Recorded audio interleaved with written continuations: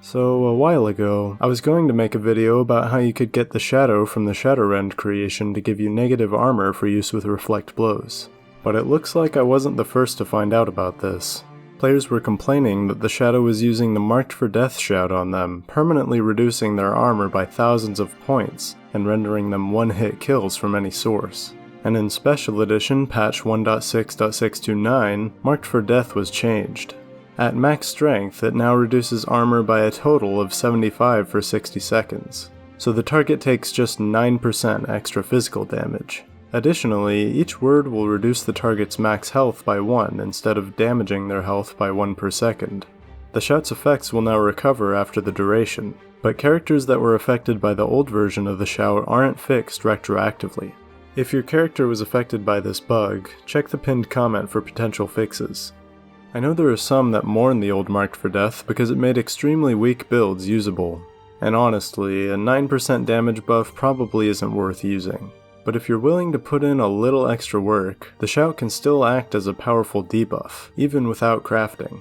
Because it was previously unnecessary to increase the shout's strength, you may not have realized that Marked for Death is affected by the target's magic resistance, so you can double it if you hit the target with a deadly aversion to magic before use, or increase it by 350% if you use all 5 of the pre-made weakness to magic poisons on them.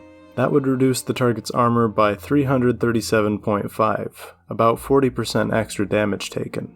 You can also use the Dragon Aspect shout, since it gives you a hidden perk that raises the power of many shouts. Marked for Death is strengthened by 25%, so now the target will take 50% extra damage. But let's be real, all we care about is killing Karstag, and he's not affected by poison since he's undead. Though, because he's undead, we can nearly double the strength of the shout if we have Necromage, the Bloodworm Helm, and the Bone Wolf's Revenge ability.